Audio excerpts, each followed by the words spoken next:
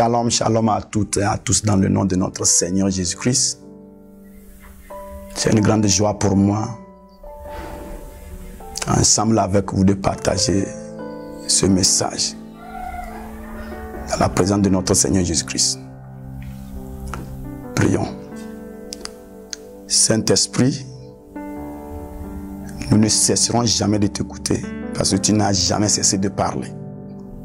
Dieu, tu as aimé parler que tu as accepté prendre le nom, la parole. Et nous que tu as créés, nous devons aimer t'écouter jusqu'à ce que, si possible, nous prenons le nom et oreille. Nous voulons apprendre à t'écouter. Enseigne-nous, donne le cœur à t'écouter au nom de Jésus-Christ. Amen. Nous sommes en train d'explorer ce thème que j'ai intitulé l'antidote des sources ou bien le vaccin contre les sources. Dans la première partie, nous avons parlé de personne ne peut jamais dire que, étant chrétien, il n'a pas de source. On a vraiment dit que tout le monde a une source et nous avons touché le premier point de nos sources en parlant de l'esprit familial. À cette occasion, nous allons poursuivre en parlant du deuxième point des sources, alliance familiale. J'ai dit, tout le monde a une source. Et ta source, c'est ce qui s'est passé avant ta naissance, mais qui a un lien direct dans ta vie. Psaume 11, verset 3 dit, si les fondements sont ébranlés, alors le juste, que fera-t-il? Ça veut dire que la force du juste est basée sur sa fondation. Ça veut dire automatiquement que, en tant qu'enfant de Dieu, ta source fait partie de ta force. Et si nous ignorons nos sources et nous ne les comprenons pas, nous ne les acceptons pas, nous n'allons pas pouvoir marquer l'impact. Le temps de la révélation est arrivé, pas seulement pour découvrir qu'on a des sources qui agissent contre nous, mais pour parvenir à la résolution ou bien parvenir à dominer. Quand on parle des sources, et nous parlons de ce deuxième point, de l'alliance familiale. Chaque famille a contracté des alliances. Depuis le moment où Adam et Ève ont été chassés du jardin d'Éden, quelque chose s'est passé parce que Dieu n'a pas créé Adam un être dépendant, il a créé un être indépendant. Il vivait une vie sur la terre ici étant indépendant, mais sa relation avec lui, Dieu, était une relation de dépendance. Adam dépendait de Dieu. Dieu, en créant Adam, a laissé un vide que seul lui, Dieu, peut remplir ce vide-là. Autrement dit, un homme a soif d'être lié à un être suprême. Une fois qu'ils ont été chassés du jardin d'Éden, ce vide-là n'est pas comblé. Alors ils sont sortis, ils ont perdu ce qui remplissait ce vide-là. Alors, ils vont automatiquement chercher à remplacer quelque chose ou bien à combler ce vide-là. C'est là-bas qu'ils ont commencé par faire appel à certaines forces. Ils veulent croire que Dieu qu'ils ont perdu dans le jardin d'Éden peut s'exprimer à travers certains animaux, à travers certains lieux, à travers certains arbres, certaines créatures. L'idolâtrie est née là-bas. Ils ont commencé par adorer les créatures au lieu d'adorer le Créateur parce que la connexion entre eux et le Créateur est coupée. Alors Satan, qui avait l'envie ardente de se placer comme Dieu, voyant déjà l'homme qui est créé à l'image de Dieu, mais ayant une soif d'être connecté à Dieu, alors il a saisi cette opportunité pour devenir le Dieu de l'homme désormais. L'homme a commencé par se fier aux esprits. Il a commencé par se donner aux créatures qu'il était né pour dominer. Il a perdu automatiquement sa place de domination. Il est devenu un dominé. Alors, cette relation qui est née maintenant entre l'homme et Satan et le diable maintenant, nous pouvons appeler ça alliance. Cette relation était basée sur les besoins de l'homme et la solution que cet esprit, Satan, donne à l'homme. C'était l'échange qui se passait. Désormais, je me sens mal à l'aise, je viens auprès de cet esprit-là et l'esprit-là me donne une solution. Mais qu'est-ce que l'esprit-là cherche chez moi? L'esprit-là fera tout et tout que je sois lié à lui par une alliance éternelle. Et cette alliance-là va finir par un jour, je vais devenir son esclave. Et vous devez comprendre que pour qu'une alliance soit durable et éternelle, l'intervention du sang est nécessaire. Voilà la raison pour laquelle tous nos ancêtres ont contracté des alliances avec des esprits à travers des sacrifices. Le sang doit couler pour attester l'alliance.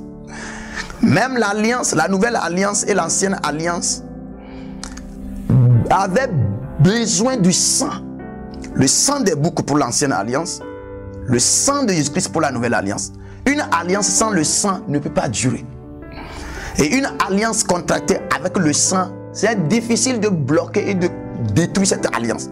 Voilà la raison pour laquelle c'est difficile aujourd'hui de se déconnecter de ces alliances-là. C'est très difficile parce que c'est une alliance contractée par l'élément le plus important sur la terre, c'est ce qu'on appelle le sang, la vie. Un animal a cessé de vivre pour devenir maintenant une force pour cette alliance-là. Alors ils ont contracté des alliances. Malheureusement pour nous, c'est que bien sûr qu'on n'était pas vivant et présent en ce moment où ces alliances étaient en train d'être contractées, mais on existait dans les reins de nos ancêtres. Quand Adam a été béni par Melchisédek, la bénédiction est descendue jusqu'à ce que ça a touché la tribu de Lévi. Voilà la raison pour laquelle la Bible dit que Abraham a payé la dîme à la place de Lévi. Lévi n'était pas encore né en ce moment, mais puisque Lévi avait participé étant invisiblement dans les reins d'Abraham et Abraham ayant payé la dîme, Lévi aussi a payé ça automatiquement. C'est la force qui existe dans ce monde-là. Des choses qui ne se passent pas en ta présence mais qui ont une influence sur toi, qui vont agir automatiquement sur toi. Donc, nos ancêtres ont fait des alliances avec certains esprits. Oui, bien sûr, ces ancêtres-là sont morts aujourd'hui. Ils ne sont plus vivants sur la terre ici. Quand ils sont morts, ils ont rejoint ces esprits-là qu'ils adoraient. Ils sont devenus esclaves de ces esprits-là. Comprends maintenant quelque chose. Alors quand cet esprit-là maintenant veut continuer à dominer ou bien veut continuer à se manifester dans la vie des descendants, ayant l'ascendant ou l'ancêtre comme esclave, il peut facilement utiliser l'ancêtre, l'esprit de l'ancêtre là, pour réapparaître maintenant dans la famille. C'est d'où nous parlons de l'incarnation. Certaines personnes sont déjà mortes, mais elles ont reçu une capacité de réapparaître dans la famille à travers la naissance d'un nouveau-né. On dit il est incarné, que ce vieux-là est revenu. L'incarnation existe. Ça existe.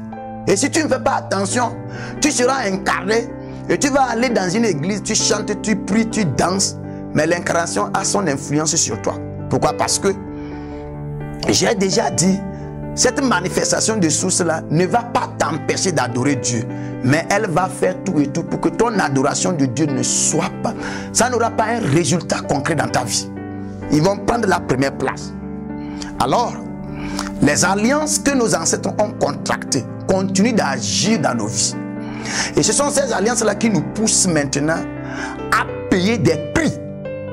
Parce que nos ancêtres ayant contracté ces alliances-là ont signé des pactes. Voilà ce que nous allons vous offrir chaque mois. Voilà ce que nous allons vous donner chaque année. Le vieux a dit qu'il va donner chaque année un bœuf. Aujourd'hui, le vieux est mort, l'esprit n'est pas mort.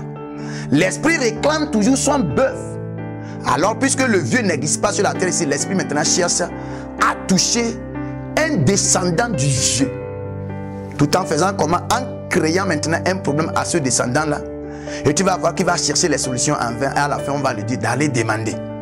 Et quand il va maintenant pour consulter les charlatans vont lui dire que tu as un problème d'ancêtre. Tu as un problème de source. Il faut amener tel animal, tel animal, tel animal. On va faire sacrifice. Et parfois, quand on amène ces animaux-là et on fait les sacrifices, on a une solution. Pourquoi? Parce que ça existe. Et très souvent, les chrétiens se posent la question à savoir, comment se fait-il que je suis déjà chrétien? Et ce problème, je l'ai amené au niveau des pasteurs, ils n'ont pas pu me donner la solution. Mais quand finalement j'ai accepté d'amener ça au niveau des charlatans, des féticheurs, des ancêtres, j'ai trouvé solution. Oui, parce que à l'église, on n'a pas touché le problème de source. On a tout simplement prié au nom de Jésus-Christ. On n'a pas touché le problème de source. Parce qu'il y a un esprit là-bas qui réapparaît et qui cherche à réclamer une dette.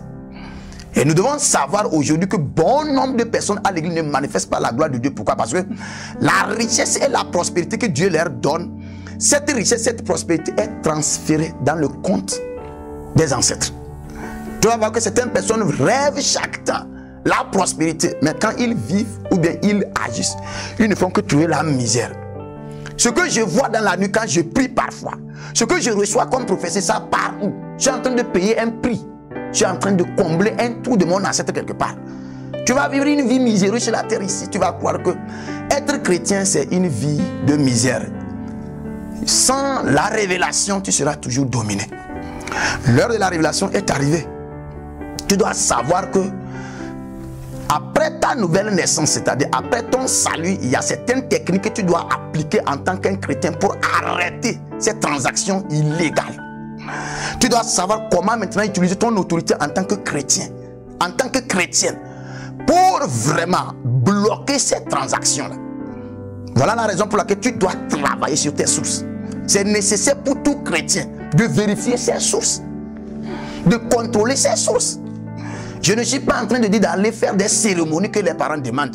Mais je suis en train de dire que maintenant que tu es devenu chrétien, tu dois comprendre qu'il y a une disposition que Dieu nous donne pour pouvoir dominer ces sources-là.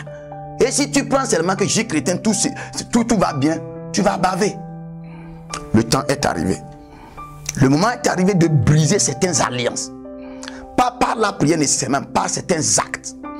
Une alliance contractée par un animal ne peut jamais être brisée par une simple décision de je suis fatigué ou à partir d'aujourd'hui je ne fais plus partie des alliances. Non, cette parole-là n'a pas de puissance pour pouvoir briser cette alliance qui a été contractée par un animal ou un sacrifice. Il y a certaines choses qu'on doit faire pour pouvoir atteindre cette dimension-là. L'heure est arrivée pour nous les chrétiens. Et dans ce message-là, tu vas recevoir les éléments nécessaires pour pouvoir travailler sur tes sources et sortir de l'amertume que tes sources-là créent pour toi. Je prie pour toi. Cette alliance illégale qui est en train de te torturer. Toi qui es un enfant de Dieu. Toi qui es un enfant de la lumière. Toi qui es censé briller. Toi qui es censé marcher dans la santé divine. Toi qui es censé marcher dans la prospérité divine. Toi qui es censé dominer dans ces derniers temps.